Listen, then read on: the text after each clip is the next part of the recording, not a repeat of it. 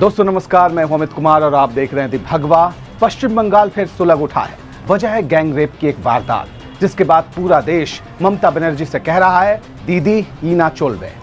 दीदी माँ माटी मानुष के दावे वाले राज्य में जो बेटियां माँ दुर्गा का रूप होती हैं वो असुरक्षित क्यों हैं? आप चाहे दुनिया की कोई दलील दे दें, आखिर ऐसी वारदातों को लेकर आपकी सरकार पर लगा कलंक भला कैसे मिट पाएगा? बताइए, ये सब हो रहा है पश्चिम बंगाल की राजधानी कोलकाता में, जिस राज्य की मुख्यमंत्री एक महिला है। उसी प्रदेश की राजधानी के शिक्षा के मंदिरों में लड़कियां सुरक्षित नहीं हैं।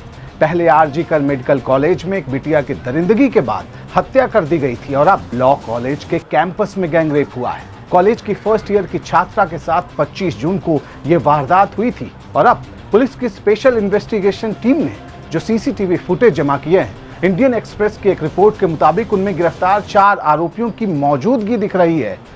पुलिस सूत्रों के हवाले से यह रिपोर्ट दी गई है, यानी एफआईआर में पीड़िता ने जो आरोप लगाए हैं उनसे चीजें मैच करती हुई शुरुआती दौर की जांच में ही नजर आ रही है। अखबार की रिपोर्ट के मुताबिक आरोपियों की क्राइम सीन पर मौजूदगी के मजबूत साक्ष्य मिल रहे हैं। इस बीच जांच टीम यानी एसआईटी की 5 सदस्यीय टीम को बढ़ाकर 9 सदस्यीय कर दिया गया है, क्योंकि अभी कई अहम सुराग हासिल करने हैं। 25 जून को जितने लोग क्राइम सीन के आसपास मौजूद थे उसकी एक लिस्ट तैयार की गई है। इन सब से पूछताछ की जा सकती है। जरा सोचिए, इतनी बड़ी वारदात साल भर के भीतर हो गई। पिछले साल 8 और 9 अगस्त की दरमियानी रात को आपको याद होगा कोलकाता में आरजीकर मेडिकल कॉलेज की वारदात हुई थी। अभी साल भर भी नहीं हुए हैं और फिर कोलकाता शर्मसार हो चुका है। तब भी दीदी का राज था, अब भी दीदी का राज है। तब भी स्थानीय टीएमसी नेताओं पर सवाल उठे थे। इस बार तो मुख्य आरोपी मनोजीत मिश्रा के टीएमसी के छात्र विंग से जुड़े रहने की बात साफ हो चुकी है। आज तक की एक रिपोर्ट के मुताबिक तो उस पर छेड़खानी का मुकदमा भी दर्ज हो चुका था। वो अक्सर यहाँ दबंगई किया करता था, छेड़खानी किया करता था और अपने प्रभाव के दम पर सबको चुप करा दिया करता था। अब इसका क्या मतलब निकाला जाए कि उसे लॉ कॉलेज में अनलॉफुल एक्टिविटीज की छूट हासिल थी? सवाल यही पूछा जा रहा है कि आखिर टीएमसी की सरकार की नाक के तले शिक्षा के मंदिर शोषण के अड्डे कैसे बन चुके हैं? क्या आरजीकर मेडिकल कॉलेज की घटना को ममता सरकार ने भुला दिया? यही है महिला सुरक्षा पर डाका डालने वालों के खिलाफ जीरो टॉलरेंस। लॉ कॉलेज में हुए गैंग रेप के एफआईआर के मुताबिक 25 जून की रात को गार्ड रूम में इस वारदात को अंजाम दिया गया। पीड़िता की मेडिकल जांच में शरीर पर कई जगहों पर चोट के निशान के साथ ही खरोच की भी पुष्टि होने के दावे मीडिया रिपोर्ट्स में किए जा रहे। ये आलम है पश्चिम बंगाल की राजधानी का, तो कैसे चलेगा दीदी? दीदी ईना चोलवे। कन्या बचाओ, कन्या बचाओ, ममता हटाओ, ममता ममता ममता। पूरा कंडेम किया, पार्टी कंडेम किया, पुलिस एक्शन ले लिया। ऑलरेडी पहले 3 अभी 1 4 अरेस्ट हो गया। पुलिस पूरा इन्वेस्टिगेट कर रहे हैं। दीदी ये आम लोगों की आवाज है। आप इसे सियासत से जोड़कर इस गुस्से के ताप को मध्यम मत कर देना।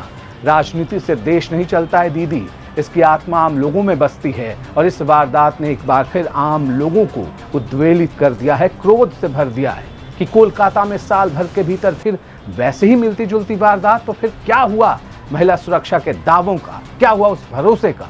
देश भर में लोग तो ये पूछ ही रहे हैं कि जब महिला मुख्यमंत्री के रहते पश्चिम बंगाल के कॉलेज कैंपस, यूनिवर्सिटी कैंपस और मेडिकल कॉलेज तक के कैंपस में टीएमसी से जुड़े लोग दबंगई करेंगे, इनमें से कुछ बड़े अपराध को अंजाम देंगे, तो फिर कौन आपके माँ माटी मानुष वाले नारे पर यकीन करेगा? पहले से ही राज्य में महिलाओं के खिलाफ अपराध की घटनाएं बढ़ती जा रही।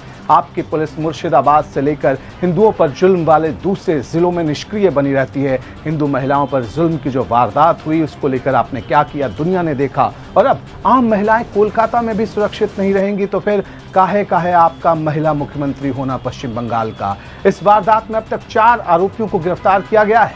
मुख्य आरोपी है मनोजीत मिश्रा, उम्र है 31 साल की। अभी लॉ कॉलेज में कॉन्ट्रैक्चुअल स्टाफ है बताया जा रहा है। इसी कॉलेज का छात्र रहा है। जब छात्र था तो टीएमसी का झंडा उठाकर छात्र राजनीति के तहत नेतागिरी यहां किया करता था। इसके साथ ही 20 साल के प्रोमित मुखर्जी और 19 साल के जैब अहमद को भी गिरफ्तार किया गया है। दोनों कॉलेज का छात्र है। इसके साथ ही एक सिक्योरिटी गार्ड पिनाकी बनर्जी भी गिरफ्तार किया गया है। इनसे तफ्तीश की जा रही है, पूछताछ की जा रही है और सारी बातें जल्दी साफ हो जाएंगी। लेकिन सवाल है कि कानून के राज के नाम पर नाटक चलेगा तब क्या होगा, इससे कौन निपट लेगा। अब देखिए ना, मुख्य आरोपी मनोजीत ने पिछले साल हुई आरजी कर मेडिकल कॉलेज की वारदात के बाद सोशल मीडिया पर लिखा था कि बलात्कारी को फांसी दी जाए, मुझे न्याय चाहिए, नाटक नहीं, मुझे तुरंत न्याय चाहिए। यह अभी का मुख्य आरोपी तब कह रहा था, वो कह रहा था मैं चाहता हूं कि दोषियों को फांसी दी जाए। तो अब वक्त की मांग है कि इतनी बड़ी वारदात की जल्द जांच पूरी हो और जांच के नाम पर नाटक न हो, इंसाफ के नाम पर नाटक न हो। और जैसा कि खुद मुख्य आरोपी ने मांग की थी, गुनहगारों को उनकी मांग के मुताबिक ही सजा दी जाए, जैसा उन्होंने आरजी कर मेडिकल कॉलेज की वारदात के वक्त कहा था, उसके बाद कहा था।